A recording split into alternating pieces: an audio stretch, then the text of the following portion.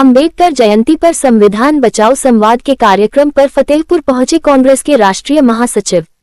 कांग्रेस के राष्ट्रीय महासचिव अजय कुमार लल्लू ने मोदी और योगी सरकार पर बोला हमला। सरकार गोली लाठी और पुलिस के दम पर मजदूरों की आवाज दबाने का काम कर रही है। लेबर एक्ट में बदलाव करके सरकार ने मजदूरों के साथ धोखा किया है। सीएम योगी के पास हिंदू मुस्लिम और भारत पाकिस्तान के अलावा कोई मुद्दा नहीं है। सीएम बड़बोलेपन के शिकार है, फिल्मी डायलॉग के अलावा कोई योजना नहीं है। अजय लल्लू बिंद की विधानसभा के सहेली में अंबेडकर जयंती के कार्यक्रम में पहुंचे थे। बाइट अजय कुमार लल्लू, राष्ट्रीय महासचिव कांग्रेस। नहीं बन पाई। आदरणीय सोनिया गांधी जी ने राज्यसभा में यह बिल पारित करा दिया। लोकसभा में भी ध्वनिमति से यह बिल पारित हो चुका था, लेकिन ये सरकार उसे लागू न करके, चूंकि तमिलनाडु और बंगाल में चुनाव है, महिलाओं को प्रभावित करना है, इसलिए बिना जनगणना, बिना जातिगत जनगणना और केवल 33% आरक्षण लाकर महिलाओं की संपूर्ण भागीदारी और ओबीसी का आरक्षण न देना, ये दर्शाता है कि प्रधानमंत्री जी वोट के लिए, चुनाव के लिए कुछ भी कर सकते हैं।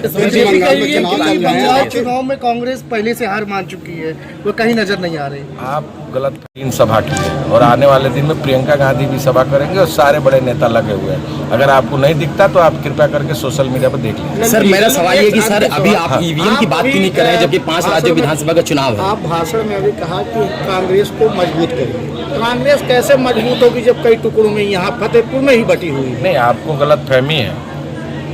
कांग्रेस एकजुट है और सभी आपको कांग्रेस के ब्लॉक अध्यक्ष, सारे प्रत्याशी, सारे नेता यहाँ दिखे होंगे और कांग्रेस कभी भी एकजुट थी, है और रहेगी। सर, मेरा सवाल सुनिए सर, कि ईवीएम की बात अभी क्यों नहीं कर रहे 5 राज्यों में, जबकि विधानसभा चुनाव चल रहा है? देखिए, हम बाबा साहब अम्बेडकर जो भारत रत्न, उनके जन्म जयंती के शुभ अवसर पर पूरे देश में हर्षोल्लास के साथ लोग आज सड़कों पर उत्सव के रूप में जन्म जयंती बाबा साहब अम्बेडकर का मनाने का काम कर रहे हैं। ये आइडिया थोड़ा नीचे करो।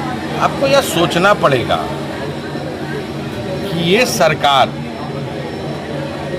लगातार संविधान पर हमला कर रही है, लोगों के अधिकार छीन रही है। उड़ीसा राज्य में सीजामाली में 59 गांव आज सड़कों पर आंदोलित है। आदिवासी जो अपने जमीन की लड़ाई लड़ रहे हैं, वहां जो वेदांता ग्रुप है जबरन उनकी जमीन को छीनना चाहता है।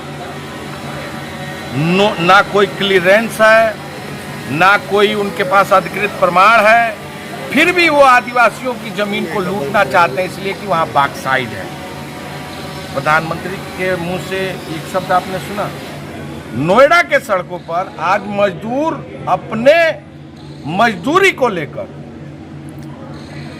जिस तरह लेबर एक्ट में बदलाव कर कर देश के लोगों के साथ, मजदूरों के साथ इस सरकार ने धोखा किया है, वो अपने निश्चित वेतनमान को लेकर सड़कों पर संघर्ष कर रहे हैं। लाठियां चल रही, आंसू गैस के गोले छोड़े जा रहे हैं। सरकार का कोई प्रतिनिधि न जाकर बात कर पाया, न उनसे किसी तरह की चर्चा की।